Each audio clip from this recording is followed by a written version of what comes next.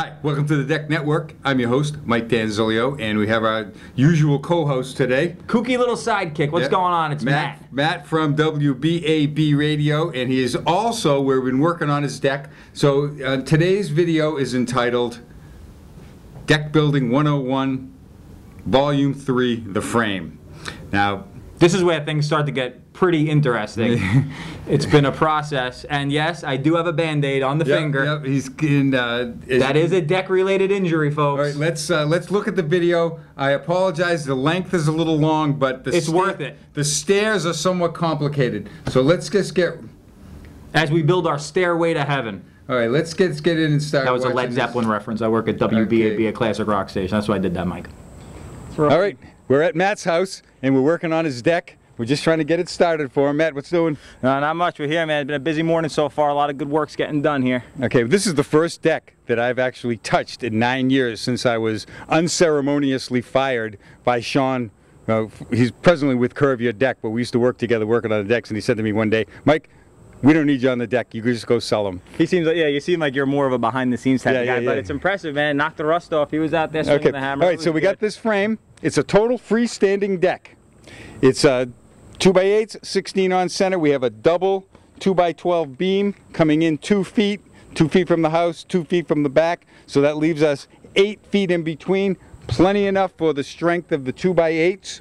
We have our solid connection. We have the footings that Matt made. I dug those, by the way. Yep. What about the attire here, Mike? We have to talk about the safety before all this. Let's look at me, because that's important for a metrosexual like Matt over here. We went to Macy's and Bloomingdale's and picked this ensemble out. It started with the hard hat. Hard hat, which actually came in handy because when I was under there doing the hurricane ties, I hit my head, so it actually saved me. Not much to protect up there, but we have. He's got his gloves on to protect the hands. Basically like batting gloves here. Okay, he's got patent leather here. He's got his nail bag, and it's just like all beginner carpenters. They always want to take off the nail bag, and I had to explain to him it's just like a dog or a puppy. They hate wearing their collar, but you got to wear your collar all the time, because that's where your tools are. He even has his keys in there. We'll go for a cruise later. Yep, he's all set. Yeah, and right now he doesn't really need his knee pads, but I'm sure once you get to putting decking on, he'll have plenty of knee pads going on that. Now, this is we stopped right here because this is a very important time, and this is actually a good deck trick. Why don't we jump up on top of the deck? Okay. All right, we're up on top of the deck, and of course Matt's not too steady up here, so. Haven't even been drinking yet. Yeah, so very important, and this is somewhat of a trick, and this is the things that you learn after many years, is you always want to have a double all the way around on the outside. And most people would just go and put their double on when they're framing, just putting their joists in, and then once they go to put their 4x4s in, they're somewhat backed into a corner. So what the double is for appearance, or is that structural? The double is for strength, because the deck, on the outside of the deck, you have a lot of weight or your dead load from your rails, and especially on stairs. This is where the stairs are going to be, so when you come up the stairs, it's got to be extra strong all the way around on the outside. So before you put the second member of the double on, you just leave one on, and then you're able to put your 4x4 posts in for your rails, and then you block it in all the way around. So if you were able to look all around the deck here, so you can see that all the 4x4s are in, they're all blocked out. Now they're going to go, or Matt's going to run around and put his doubles on the outside, give them a nice strong appearance on the outside, plus it'll work great. It's good. All right, Matt's going to show us, because now he is basically a professional. Yeah, a deck building professional, how to put a joist hanger in. All right, so we've done it a couple of times already here on the frame of the deck. So basically, this is going to be your ledger board. This is your joist. This is where they meet, let's say. You're going to take this little doohickey, is what we call it. It's just a joist hanger. It's a joist hanger or a doohickey, whatever you want to refer to it as. More specifically, it's an LUS 28Z. And these are pretty much top of the line in regards to... Well, it's made by Simpson, and I like Simpson products. So basically what you want to do, you're going to have 2 types of nails, and here on my my little tool bag. In his collar. Yep. So these smaller ones are going right here. So I go boop, boop, boop. 3 of them in there like that. Then you take the long one, 2 of them, sink them in, nice and clean, just like that. On the same side, we're going to do the same thing. Do that about 16 times, and you've got it all worked out on the frame of the deck, my man. As we had on a previous episode of the Deck Network, we had Brett from Simpson, and he told us the exact same thing. And it's very important the frame is the cheapest part of the deck, but it's very important. And a little thing about framing is, I've always thought that this was important. If Willie, if you can come in close and come right on here. This is a piece of 2x12 that we use for the beam. If you can cruise right out of that, it's at number 1. So what? There are different grades yes, of lumber? This is, yes, number 1 Southern Yellow Pine, and this is the stamp on it. How many different grades are there? Well, there's grades, and then there's grades of the grades. So I like this number 1. I buy it from a company called Culpeper Wood Preservers from Virginia, and I've always been happy with the quality. And the price is good because we all know you get what you pay for. People will come into my store and they'll say, well, I can get wood for this, and I'll look it up on the pricing sheet, and it's less than the number 2s are. So, so it's not an apples to apples comparison. All wood isn't the same. Because sometimes you get number 1 from a 1 mil, and it looks good, but that would. And then you'd see a number 2, and that looks better than some number 1s. And then we hear that some of these places that are selling framing lumber, that the price is so cheap on it, and when you look at it, it still has bark on it and pine needles. So it's a real low-grade product. Roots on it, so, still growing. Oh yeah, and it's not dried properly. They just do anything they can to make things cost less. But as I said, the frame is the least expensive part of the deck. Use good lumber because you're going to get nice and straight pieces, and it's just easier. The upgrade in cost is minimal, 5% maybe, but it's let's Go look with underneath. good wood. And again, we have our structural supports here. We have our hurricane ties. We have a solid connection. And this is a freestanding deck, and so we want to have bracing, not only for swaying one way or the other, but also, from the backwards to frontwards, because we're not attached to the house. So Matt, this is what I'm going to leave you to do. Is I'm going to want you to cut some more 4x4s and put them in here and come up and nail them right to the side here. Now, I know you're going to screw this up, so let me Come on, Mike, what, you have no freaking confidence in me? Matt, I am fully confident that you will fuck this up right here. Okay? All right, touche. So this is how you fix it, and you want to put it on the inside over here. All right? All right, so because we want to have, it's going to want, with most decks, they want to sway back and forth, so we always have to have bracing going this way. But we also, on a freestanding deck, we want to keep it from moving this way because it's not attached to the house. And so we're going to have bracing going that way. And that'll keep it locked in place. It's not going to give it any forward momentum. Yeah, you want to keep the thing really stiff so it doesn't go anywhere. All right, looks pretty good for just a few hours, and we'll be back working on take a look at the frame and the stairs next time. Red. All right, we're at Matt's house. And Matt, how you doing today? We're doing good. Deck's coming along fine. Okay, and I can see you got your collar on. Always. Here's what I've learned so far. You have to have the proper equipment. And for me, that's a helmet, that's the collar, and that's the gloves. Even though it messes up your hair. Well, we're gonna have to reapply some gel after this. But okay. Speaking of hair, I got a frantic email from, who's the girl who does your nails? Consuela Vargas, actually. Okay. And she works over at Nails Over Long Island. It's a great facility. Yeah, okay. I've never been to any of those places, but I'm sure I've paid for a few of them here and there. But she wrote me a frantic email, says, make sure Mr. Matt wears his gloves, because you don't want to, what's that, a clear coat? We don't want to mess up the application of it. That stuff doesn't, do you put those little decals on it? Well, we do that. Maybe we'll put a Deck Network one on the next manicure. Okay. What do you think? Okay, look, okay, you're looking good. Okay. You're all set. Now we're gonna look at these stairs, and stairs are very important for a number of reasons, because you're going up and down stairs. Stairs have a certain amount of code restrictions on them. Now a stair cannot be more than 8 inches in height, and you want them to have about a 10-inch tread. Now the tread is the actual step that you put your foot on. Okay, that's the tread. Yes, that's the tread. Now, in decking, we usually use 2 pieces of decking, so that comes out about 11 1/4 inches. Great, perfect width or depth for a tread. Okay. So you can't be more than 8 inches. So what we did was, let me get my tape here, and so I measured here, and I found out that I was about 55 inches. But remember, we have a 1-inch thick piece of decking on there, but the stair is not landing here. Since we have, let's just, for rough numbers, we have 56 inches, which is pretty much what we have. and we can't go more than 8 inches on our rise. So I just divided that by 8 because I want to get something close. And it comes out perfectly at 7 and a hair, by 7.06. And he didn't even need a calculator for that. That's up in the head he did. Okay, so we know that if we have 8 7-inch risers, we're going to have 7 about 11-inch treads. So we're going to come out here close to 77 inches. So we want to get our height not at the deck, but where it lands. So we have a 2x4 mat, if you want to hold that. And where is our level? Nice level. Okay, we got the nice level here. Oh, that's a nice one. What is that? This one, German okay. Engineering? This one is a Stabilia, made in Germany level, and it's always good, remember, to have nice tools. And the West Germans, they are very precise with their engineering.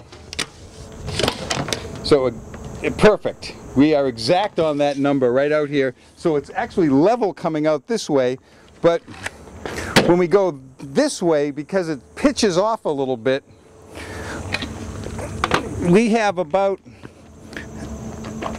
3/4 of an inch that we want to make up on that. And there's another little stair code that says that stairs cannot vary more than 3/8 of an inch on any one set of steps. So that's how much wiggle room you have between each one, basically. Well, once you get good at stairs, it's easy to make them perfect. But we have a little bit of variation in here. So how do you compensate for that then? Well, because so remember, we only cut it at 7 1/8. So then by the time we get here, and if we make this one 3/4 of an inch more, we're still under the 8. And I'll have to get a hold of Glenn from NADRA and ask him the precise how that works over here. But I'm sure that we're certainly within the ranges here. Okay. And so, you know, just as like you see in the cooking shows, we always have the next part already ready to go.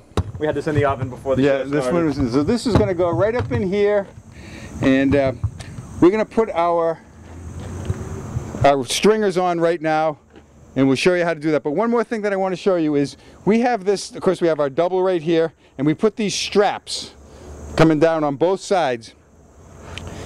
Again, we're using joist hanger nails. These are the real deal right here, man. Yeah, are those the joist hanger nails? I think so. Oh no. No, those are the 16 penny nails that I have you push nailing in the doubles with. These are like kind of like the real deal. Yeah, okay, so those hold in here. Again, they're nails, so they have a shear-off strength attached to them. This is a very strong set of stairs so far, and we'll be back in a minute. All right, we're going to lay out these stairs, and this is a very complicated part of a deck. So we know that our rise is 56.5 inches, so we don't want it to go more than 8 inches. So it's going to be a little, if we only have 7 rises, we're going to be a hair more than 56 or 8 inches each one, and we don't want that because at the far end on the bottoms of the stairs it slopes off a little bit. So we're going to add one more rise to it. So we took the 56.5 inches and we divided it by 8, and we got 7.065 inches per rise. So we have this ancient framing square here, and we're going to have 8 of these rises. So I get the framing square and I put the stair buttons on, and now keep in mind I haven't done this in years and years and years. Even when I worked on decks, Sean from Curve Your Deck used to do all the stairs. I showed him how to do it back in the 90s, and I never touched a set of stairs. So we're going to lay out our steps here. We have it laid out. I always found it was good to write down your rise on it. So we have our first rise. Now this is going to be cut off right here because this step is the top of the deck. So this is going to be cut off. This goes against the deck. So we have our second, our third, fourth, fifth, sixth, seventh, 8 rise. Then we want to make sure that we cut off the thickness of the decking, because you don't want to have too much of a step down here. So you cut off the 1 inch, that's the thickness of the decking. Now on our step, or on our tread length, now stairs have to be 10 inches. So we found over time that when you have 2 pieces of decking and you put them on a stair tread, it gives you an 11 inch. So plus we want to add the thickness of our riser, and you're going to put it on both sides anyway. So we're going to go a 10.25 inch tread. This way is 10.25, and remember we have our 8.0 or 7.065 inches of our rise. So this is how the stairs get laid out. We'll cut them out and we'll put them on. All right, we have the stairs put together. We have stringers at 12 inches on center. We have levels all over the place here in every single one of them. The bubble is right in the center where it's supposed to be. And we have our stringer straps up here. We have the straps coming down holding it up. That's how you're supposed to build a set of stairs. What do you think, Matt? Pretty amazed by the whole thing. You shouldn't have any problem duplicating this one. Yeah, right. All right. Okay, so the frame is done. Next is put the decking, fascia boards, railings, lattice, finish off the stairs. Hang out on the deck. Yeah, it's all done. In that order. Okay, that's all right, it. Matt. We made a ton of progress there in those videos. That video. And can I tell you how many compliments I've been getting on the helmet, on the gloves, on the entire wardrobe? You had mentioned Macy's and Bloomingdale's, but didn't you get the tool belt at Neiman Marcus? Yep, they were running a sale, a doorbuster sale. We got a hell of a deal on it, and it's part of the whole picture. You got to have the right tools. You got to have obviously the right skill set, and if you don't have either of those two, just look freaking good doing it. When are you going to get your nails done? Because Consuelo. Maybe we'll wait for the deck warming party. Once this thing is set, we'll get some beers and I'll get done up for it. You know, when we first started this, I thought that anyone pretty much can build a deck, and after we've gotten this far, what I've learned is it's kind of complicated to explain some of these procedures that it's almost second nature to me because I've been doing it. And there are times in the videos like we just saw that you're kind of referencing things that, you know, to me these are new terms. When we're talking about the stairs, you're talking about risers. Well, yeah, the stairs are very complicated. Yeah, I could picture if I had to do all those cuts, I would have messed up a lot. So if I'd like to do some more of these. So if there is somebody that watches these videos and you're interested in building your own deck, and it may be a little more than you can chew on, as long as you can work well with videos. If you have someone who, if you have a 10-year-old kid who can post these things up to YouTube, and we can probably do this because I don't mind doing it. I kind of have fun, but we can do them from all over the country. Matt only lives half an hour away from the Deck Network studio here. The headquarters here. Yeah, so it's not a real long drive there. Now you want to talk about impressive displays. If you guys ever have a chance to make it over here to the headquarters in Farmingdale, it's got a great setup, great application of the different deck material. It's pretty inspirational if you're thinking about making a project starting from scratch. That's what we want to do. I mean, we're just, the Deck Network, just like the NFL Network, where they're all football all the time, where we're all decks all the time. So this is what we talk about. We live the life of decks. We'd be very interested to get some feedback. I get some funny emails from people, and they come in from all over the place. Sometimes people can write them write directly from YouTube. I get a lot of replies on Twitter. Then my Facebook account, I get all kinds of stuff, and some people are even do as I ask and send it directly to mike@thedecknetwork.com. But and I recommend you do the same. These videos are about to go viral, tons of hits on them, because they're instructional, they're informative, and I'll be honest, they're entertaining. Mike. Yeah, we have a good time doing it, and I think that's what people are looking to do with it. So keep the cards and letters coming.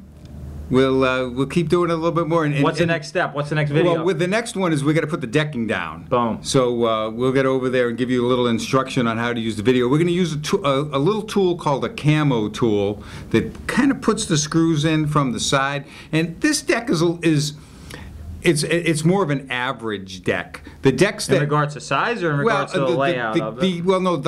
The quality of the materials. It's more of a standard product. Here at my store, No Maintenance Decks, we sell mostly the upscale, more expensive products with all the grooves and all the fancy little things on it. But for the most part, nationwide, people usually do more of a standard decking like what we're using in my home. That's what we're going to do over there. And it seems like this material, even the mid-grade of it, is still a lot better than the traditional cedars and things. Oh yeah, well yeah, cedar and treated wood. Forget it. It just doesn't hold up. Yeah, and that's what my original platform was. If you remember the first video we did, you knocked that thing down within about 2 seconds. So. All right, that's it for today. Thanks again. We'll see you next video. Bye now.